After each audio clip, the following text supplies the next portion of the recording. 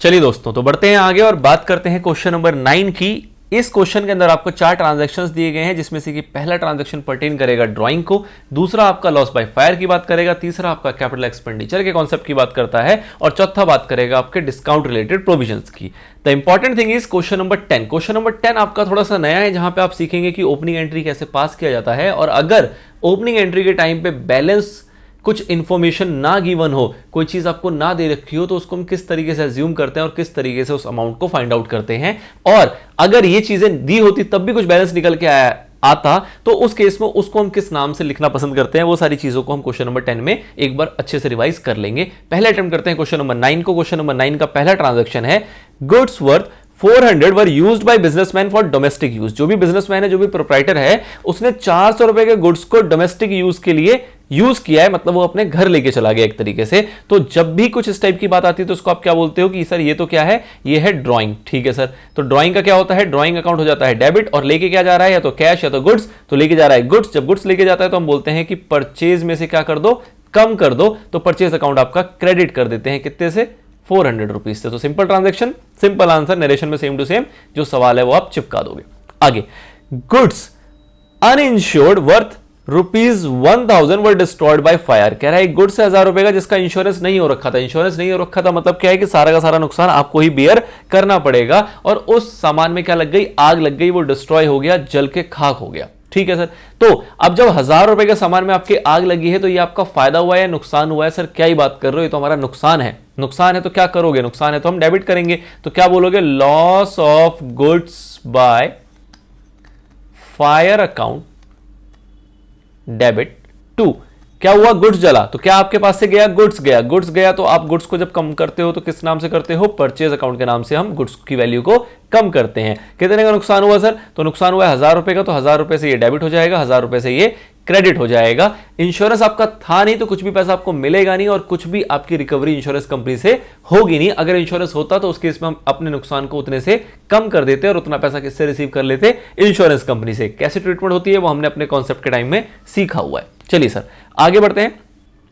300 रुपए हमने पे किए हैं as wages on installation of a new machinery. तो हमने सीखा था क्या कि कोई भी एसेट, कोई भी मशीनरी, कोई भी बिल्डिंग जब तक वो पुट टू यूज ना हो जाए। पुट टू यूज का सर मतलब क्या है, पुट टू यूज का मतलब है कि जब तक वो एसेट जो है वो यूज करने लायक ना हो जाए, तब तक उस एसेट के ऊपर जितना भी खर्चा किया जाता है वो सारा का सारा खर्चा क्या होता है, उसी एसेट में जाके हम ऐड कर देते हैं। वो बोलते हैं कि वो एसेट के खरीदने का ही खर्चा है, वो हमारा नॉर्मल एक्सपेंडिचर नहीं कहलाता। जैसे कि यहां पे हमने वेजेस पे किया है तो ये वेजेस नहीं कहलाएगा, ये कहलाएगा क्या, मशीनरी ही कहलाएगा। मानेंगे कि मशीनरी में ही ये पैसा लगाया गया है। ठीक है सर, तो उस केस में क्या होगा, आपने 300 रुपए पे किए हैं, पे करोगे तो एंट्री क्या करोगे आप, कि आप जो पे कर रहे हो वो पे कर रहे हो मशीनरी के लिए, तो आपका मशीनरी उतने से बढ़ जाएगा, तो मशीनरी अकाउंट डेबिट। कोई भी एसेट बढ़ेगा तो डेबिट करते हैं। 2, आप पेमेंट कर रहे हो तो ऑब्वियसली बात है आपके पास से क्या जाएगा, कैश। कितने पैसे जा रहे हैं आपके पास, 300 रुपए। ठीक है सर, अगर इसी सवाल के अंदर ये होता कि हमने 300 रुपए सिर्फ पे किए हैं वेजेस के लिए और ये वाली बात नहीं लिखी होती मशीनरी वाली, तो हम सर एंट्री क्या करते हैं, उस केस में हम बोलते हैं खर्चा अकाउंट डेबिट टू कैश। सारे खर्चे डेबिट होते हैं तो wages account debit to cash कर देते हैं। बट क्योंकि ये वेजेस जो है वो किस पर्पस के लिए पे किया जा रहा है वो हमें देखना पड़ेगा, और हमें पर्पस दिख रहा है क्या, एक एसेट है जिसको इंस्टॉल किया जा रहा है और उसके लिए वो खर्च हो रहा है, मतलब एसेट को यूज करने लायक बनाने के लिए कुछ भी मिसलेनियस खर्चे किए जाएंगे, तो वो सारे के सारे खर्चे क्या कहलाते हैं, आपके कैपिटल एक्सपेंडिचर कहलाते हैं। और कैपिटल एक्सपेंडिचर कहलाते हैं मतलब कि उसको एसेट के नाम से ही हमें लिखना पड़ता है, तो हमने उस एसेट के नाम से उसको लिख दिया। ठीक है सर, ये बात भी समझ में आती है। आगे बढ़िए, अगला है sold goods costing 800 to Vinod at 10% above cost less 5% trade discount. मतलब क्या हुआ सर कि हमने जो हमारा गुड्स है उसकी कॉस्टिंग क्या थी, हमारे गुड्स की कॉस्टिंग है सर 800 रुपए।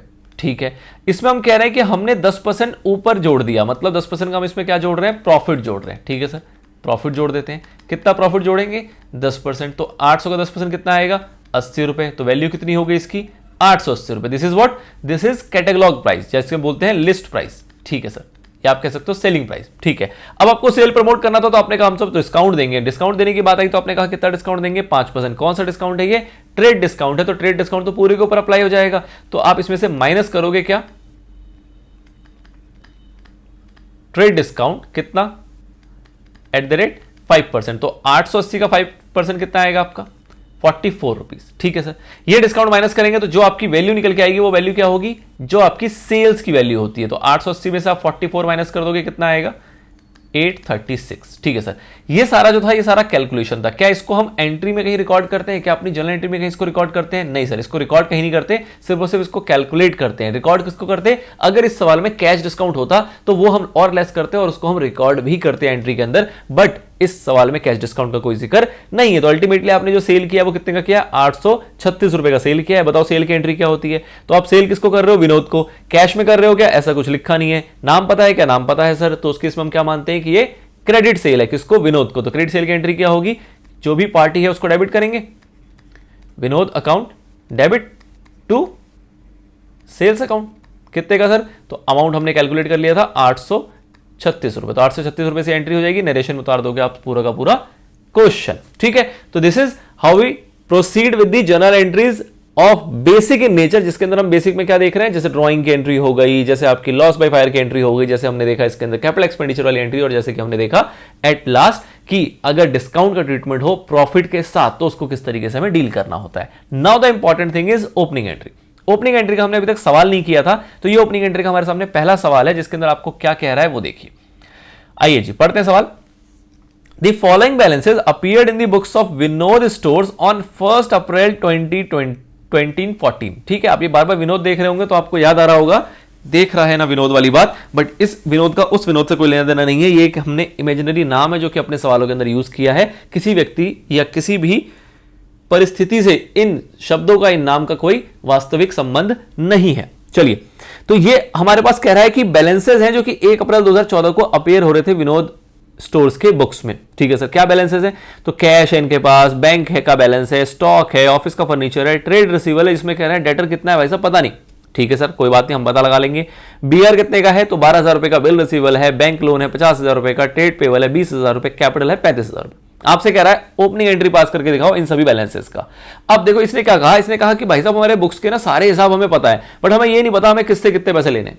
इसको ये नहीं पता कि इसको टोटल कितने पैसे कितने से लेने हैं, कौन कौन लोग हैं जो इसके पैसे लिए बैठे हैं, मतलब इसका डेटर्स का क्या फिगर है वो इसको नहीं पता। कोई दिक्कत नहीं, जब कोई भी फिगर अपने आप मिसिंग हो तो हमें क्या पता है, हमें अकाउंटिंग इक्वेशन पता है। हम क्या बोलते हैं कि सारे एसेट को जोड़ दो और लाइबिलिटी और कैपिटल के बराबर होना चाहिए। अब आपको यहां पे एसेट में ही अगर कुछ मिसिंग है तो उसके इसमें आप क्या बोलोगे, जैसे कि आपने assets equal to liability plus capital ये देखा हुआ है, ये आपका अकाउंटिंग इक्वेशन था और यही रूल अप्लाई होता है आपके ओपनिंग एंट्री के अंदर भी। अब अगर आपको एसेट नहीं पता तो क्या लाइबिलिटी पता है, कैपिटल पता है? हाँ सर, लाइबिलिटी भी पता है, कैपिटल पता है, इन दोनों को जोड़ दो और जितने एसेट पता होंगे उसको माइनस कर देना, तो जो बचा हुआ एसेट है वो आपको पता लग जाएगा। तो जैसे कि आपको डेटर है वो कैसे पता लगेगा, जब आप bank loan, trade payable, capital in सबको जोड़ दोगे और इसमें से बाकी बचे हुए सारे एसेट्स जो अवेलेबल है उसको आप माइनस कर दोगे, तो जो रिमेनिंग एसेट होगा वो क्या होगा, आपका डेटर होगा। ठीक है, this is how we deal the opening entry. ना ओपनिंग एंट्री में मैंने आपको खास क्या सिखाया था, जब हमने ओपनिंग एंट्री की चर्चा की थी उस टाइम हमने क्या सीखा था कि सर अगर एसेट पता हो, लाइबिलिटी पता हो, कैपिटल नहीं पता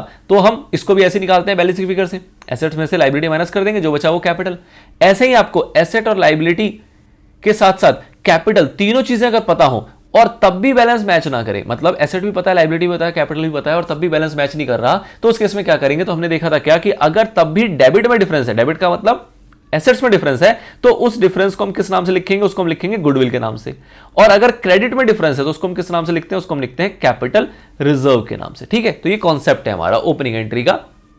सबको सही से मैच कर जाए, कोई दिक्कत ही नहीं, सारे एसेट्स को डेबिट करो, लाइबिलिटी और कैपिटल को क्रेडिट करो, ओपनिंग एंट्री हो गई आपकी। बट अगर मैच नहीं कर रहा है तो ना करते वक्त क्या क्या सिचुएशन हो सकती है, अगर इन्हीं तीनों में से कुछ मैच नहीं कर रहा तो जो नहीं मिल रहा है उसको बैलेंस फिगर से निकाल लो, बिल्कुल सिंपल। बट अगर इन तीनों में से ऐसी दिक्कत नहीं है, ये तीनों चीजें आपके क्वेश्चंस में गिवन है, आपको फिगर में कोई दिक्कत नहीं है, लेकिन तब भी आपके बैलेंसेस मैच नहीं कर रहे हैं, बैलेंसेस का मतलब डेबिट क्रेडिट मैच नहीं कर रहा, तो उस केस में क्या करेंगे, तो आपको देखना है कि डिफरेंस कहां आ रहा है। अगर डिफरेंस डेबिट में आ रहा है तो उसको गुडविल का नाम दे देंगे, जो भी बैलेंस फिगर होगा वो गुडविल के नाम से लिखा जाएगा, और अगर डिफरेंस क्रेडिट में है तो उसको कैपिटल रिजर्व के नाम से हम लिखते हैं। चलिए सर, तो ये तो कॉन्सेप्ट था। फिलहाल इस सवाल की बात करें तो इस सवाल में हमें क्या क्या दिया हुआ है, हमें ओपनिंग एंट्री पास करनी है। पहली एंट्री होगी आपकी क्या, तो सारे एसेट्स को हम डेबिट करना शुरू करते हैं। सबसे पहले है कैश अकाउंट डेबिट, और क्या है सर, और है हमारे पास बैंक बैलेंस, तो उसको हम बोलेंगे बैंक अकाउंट डेबिट, और क्या है सर, और है हमारे पास स्टॉक, तो हम बोलेंगे स्टॉक अकाउंट डेबिट, और क्या है सर, और है हमारे पास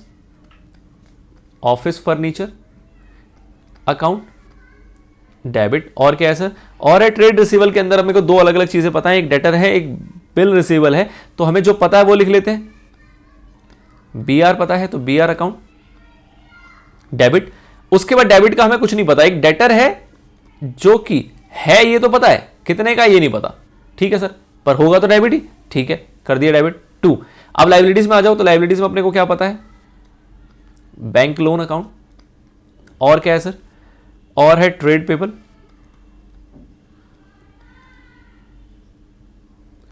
ट्रेड पेबल अकाउंट। और क्या है सर? और है कैपिटल,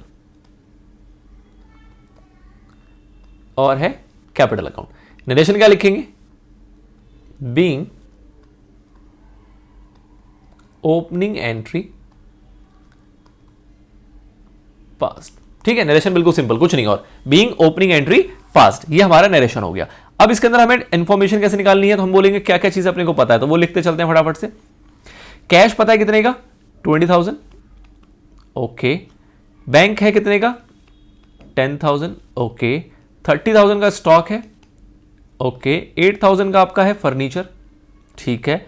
उसके बाद बीआर है आपका 12,000 का, ठीक है। इधर आ जाते हैं, लोन है अपने 50,000 रुपए का।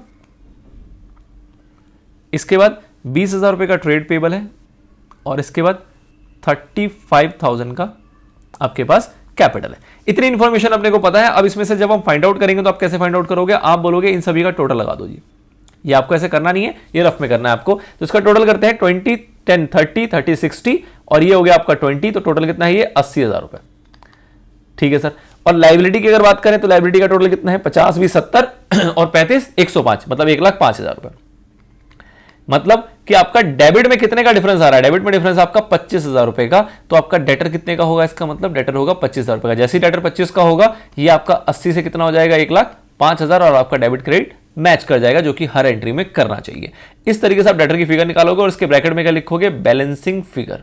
बैलेंसिंग फिगर ये हमने कैसे निकाला है? बैलेंस फिगर से निकाल लिया कि क्रेडिटर में से डेटर सारे जितने क्रेडिट बैलेंसेस थे उसमें से सारे डेबिट बैलेंसेस माइनस कर दिए, और जो बचा वो हमारा बैलेंसिंग फिगर का वो फिगर हो जाएगा, जो कि मिसिंग था इस सवाल के अंदर, ठीक है। तो इस तरीके से आपको ओपनिंग एंट्री के सवाल एग्जाम में करने होते हैं। आई होप आपको ओपनिंग एंट्री में कोई दिक्कत नहीं लग रही होगी। सिंपल कॉन्सेप्ट है, थोड़ा सा एंट्री बड़ी देखने को लगती है, बट बहुत ही सिंपल है, कुछ खास नहीं है इसके अंदर। ये अकेले एक एंट्री एग्जाम में पूछ ली जाती है 3 से 4 नंबर की, जो कि आपके लिए एक बहुत बड़ा एडवांटेज है और बहुत बड़ा अच्छा सरप्राइज है कि ऐसा क्वेश्चन अगर एग्जाम में आ जाए तो आपका तो पेपर अच्छा हो गया, एक तरीके से आप ऐसा समझ सकते हो, ठीक है।